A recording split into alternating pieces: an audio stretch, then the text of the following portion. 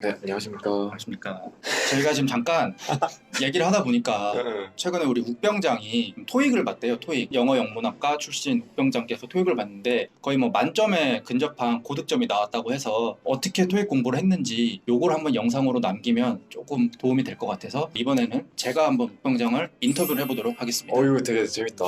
인터뷰 받는 입장이 되니까. 이제 좀 역할을 바꿔가지고 우선 저는 토익 점수가 없거든요. 엄밀하게 얘기하면 저는 취업할 때 토익 점수 말고는 그 뒤로는 토익을 봐본 적도 없고 있던 점수도 다 만료가 됐어요. 네. 근데 이제 욱병장 같은 경우는 이번에 보신 토익이 정확히 몇 점 나오셨나요? 990점 만점에 예. 975점이 나왔고 오. 리스닝은 495점 만점이 나왔어요. 예. 오. 그리고 리딩에서 15점이 깎여서 480점.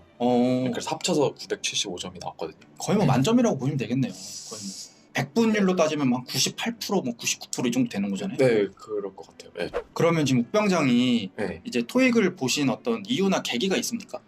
두 가지 이유에서 봤는데요. 예. 첫 번째는 이제 제가 대학원을 조금 생각을 하고 있어서 거기서 좀 고득점의 토익 점수를 요구를 하더라고요.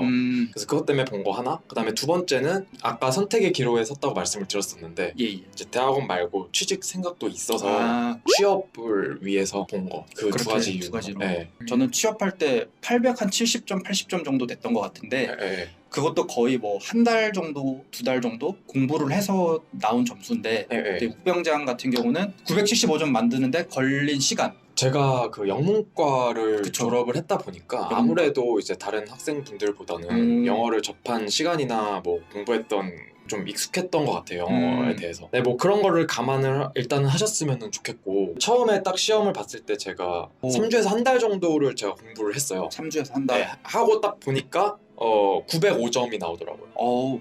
똑같이 공부했는데 905점 나오고 나는 800점 나오고 905점도 뭐 나쁘진 않은 점수인데 그쵸. 제가 받아야 되는 점수보다는 좀 낮아서 네, 더 공부를 해야 되는 상황이었고 그 상황에서 저는 한 달 정도를 더 공부를 했어요. 그래서 최종적으로 975점이 나왔고 첫 번째 905점 나왔을 때 제가 그때도 리스닝은 만점이 나왔었어요. 리스닝에 약간 조금 재능이 있으신 것 같은데 네, 좀 잘 들리시나요? 듣는 건 잘하는 것 같아요. 아 그래요? 네. 말을 못해서 그런가?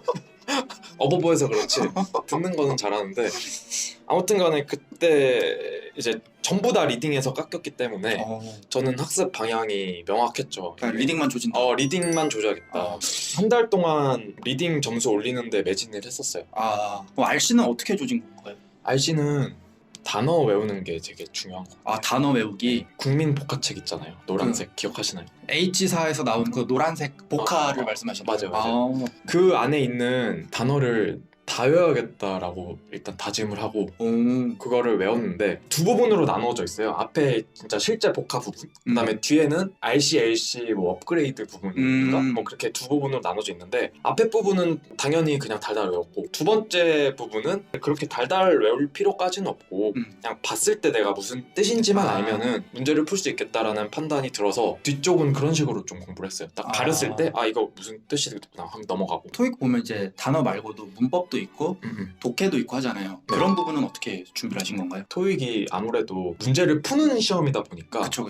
수능이랑 좀 비슷하게 파트마다 패턴이 있더라고요. 패턴이 있다. 네, 근데 저는 그거를 익숙해지는 게 되게 중요하다고 생각을 해서 처음에는 국민 RC책 있잖아요. H사에서 나온 파란색 예. 그거를 한번 싹 풀고 감을 잡은 다음에 기출문제를 2권 풀었어요. 10개짜리 모아져 있는 거 2권. 그러니까 총 20회를 푼 거죠. 근데 거의 매일 하나씩 풀었던 것 같아요. 꾸준하게? 네, 꾸준하게. 제가 예전 토익 봤을 때 기억해보면 파트 7 정도로 가면 지문이 되게 길어서 시간이 없어가지고 막 찍고 날리는 문제들도 전 되게 많았거든요. 맞아요. 그런 부분 어떻게 대비를 하신 거예요? 그게 풀어보면은 이게 패턴이 있더라고요. 패턴이 있다. 패턴이 있더라고요. 패턴이 있다. 그러니까 이렇게 뭐를 물어보는데 지문에 바로 있는 게 아니라 한 번 더 내가 무슨 정보를 거기서 찾아야 돼. 그러니까 여기서 물어본 거를 여기서 찾고 그다음에 여기서 찾은 거를 또 찾아야 돼요, 안에서. 그런 식의 문제가 많이 출제가 돼가지고 좀 그런 연습 많이 했던 것 같아요. 요로 이제 그런 패턴에 익숙해졌더니 음. RC가 이제 좀 점수가 많이 올랐다. 맞아. LC를 준비하는 사람들한테는 어떤 방법을 좀 추천해 주시는지. 아, 저는 완전히 한국 영어에 익숙해져가지고 네네네. 토익 보면 LC 점수가 별로 안 나왔어요. 400점 초반대. 그리고 그리고 RC 점수가 뭐 한 450점, 460점 이렇게 나와서 저는 800 뭐 한 5, 60, 6, 70 이렇게 받았던 기억이 있는데 네. 뭐 LC 같은 경우는 좀 어떻게 준비를 해야 되는지. LC도 네. 일단은 단어 외우는 게 좀 중요하다. LC도 단어예요. 네. 근데 그 아까 말씀드린 노란색 복화책에 보면은 LC에 나오는 단어들이 정리가 돼 있어요. 쫙. 이거를 왜 외워야 되냐면은 파트 1에 보시면은 네네. 그림이 나오고 그쵸. 알맞은 설명을 골라라 그런 근데 그쵸 있죠. 문제가 나오잖아요. 근데 그 문제에서 어떤 단어를 모르면은 틀리는 상황이 생겨요. 예를 들면은 저는 토익 공부하기 전까지 앞치마가 영어로 뭔지 몰랐거든요. 창피한 말이지만. 저도 몰라요. 그게 근데 에이프론이라고 하더라고요. 에이프론. 에이프론이라고 하는데 그 지문에 여자가 앞치마를 입고 있는 사진이 있어요. 근데 거기서 에이프론을 모르고 있다면은 그 답을 고르지를 못하는 거죠. 그러면 거꾸로 내가 그 단어를 몰랐을 때 음. 선택지가 A, B, C가 있잖아요. 뭐 A프로는 몰라. 근데 B도 들었을 때 아니고 음. C도 들었을 때 아니고 이렇게 소거를 시켜가지고 네. 찾는 이런 방법은 좀 별로 도움이 그거 안 되나요? 좋아요. 그것도 좋은데 예. 확신이 없으니까 내가 불안한 거지. 그치. 심리적으로. 그러니까 물론 그렇게 해서 찍고 넘어갈 수는 있는데 괜히 좀 찝찝한 거지. 찝찝하잖아. 다음 문제도 어쨌든 간에 영향을 미칠 거고. 그치. 그러면은. 이게 페이스에 말린다. 오. 그래서 뭐 그런 단어들이 꽤 있더라고요. 뭐 이너로 같은 경우도 이렇게 한 줄로 쭉 늘어져 있다는 연속해서. 그 단어도 되게 많이 나오고 아무튼간에 나오는 특정 단어들이 좀 있어요. 그거를 좀 이제 보면서 익숙해지는 게 중요하다. 또 뭐 다른 방법이. 두 번째는 좀 많이 풀어봐야 되는 것 같아요. 또 문제풀이. 네, 문제풀이. 풀어서 좀 익숙해지는 게 중요한 것 같고 그것도 또 파트마다 또 패턴이 있어요? 풀이 패턴이 있어요. 파트마다 중요한 부분이 따로따로 있긴 한데 뭐 그거를 일일이 다 말씀드리기에는 지금 좀 그쵸. 네, 그런 것 같고 요약을 하자면 네, 요약을 하자면 많이 풀어라. 결국은 종합을 하면 LC든 RC든 단어를 많이 알고 있으면 도움이 된다. 이게 첫 번째고 두 번째로는 이것도 어떻게 보면 하나의 시험이기 때문에 그렇지. 이 시험 패턴에 좀 익숙해지도록 많이 풀어봐라.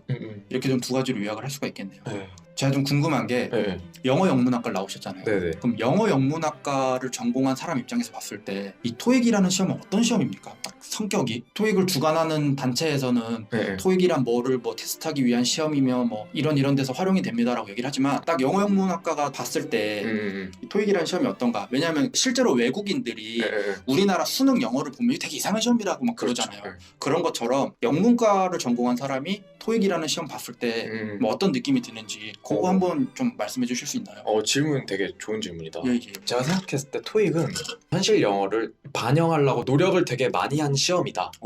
하지만 시험이라는 어떤 본질적인 것에서 벗어날 수는 없었다. 그러니까 결국엔 시험이라는 거죠. 결국은 시험인데 네. 좀 실생활에 자주 쓰이는 것들을 패턴화한 시험이다. 그렇죠. 이렇게 좀 보시면 될까요? 네. 그러면 실제로 네. 우리 욱병장이 보시기에 토익을 만점 받은 사람은 실생활에서 네. 영어로 된 업무를 하는데 지장이 없나요? 토익이 700점인 사람보다 900점인 사람이 회사 생활이나 실생활에서 영어를 더 잘한다라고 좀 본인이 느끼시나요? 그런 의견들 있잖아요. 예. 그러니까 토익 점수가 높다고 해서 뭐 영어 잘하는 거 아니다. 저는 약간 그런 의견을 좀 지지하거든요. 네. 토익을 잘한다고 영어를 잘하는 게 아니고 그 사람은 시험을 잘 본 사람이다. 그러니까 시험 점수가 높은 사람이지 그걸로 영어를 잘한다 못한다를 판단하기는 어렵다라는 게 저희 입장인데 네. 혹시 욱병장 어떻게 생각하시나요?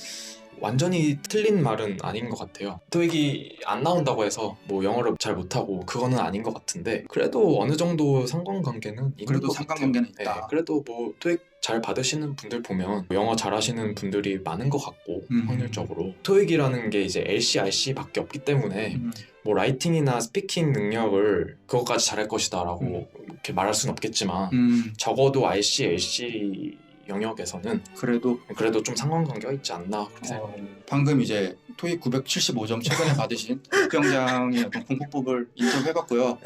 뭐 요약을 하자면 토익이라는 시험이 어떤 시험이냐 라고 정의를 내린다면 최대한 현실을 많이 반영하려고 노력한 시험이다. 그리고 실제로 토익 점수가 높으면 실제 생활에서 업무하는데 잘하냐, 영어를 잘하냐라는 질문에 그래도 상관관계는 있다라는 게 우리 욱병장의 의견이었습니다. 네, 저의 개인적인 의견이었으니까 뭐 댓글로 까시지 마시고요. 악플 달지 마시고 혹시나 뭐 영역별로 질문 사항이 있으시면은 밑에 이렇게 달아주시면은 댓글 달아주시면 네, 제가 뭐 비록 만점은 아니지만 만점에 근접한 우리 욱병장께서 친절하게 답글을 달아주실 겁니다. 네, 제가 달아보도록 노력하겠습니다. 재밌네, 이렇게 인터뷰 받으니까.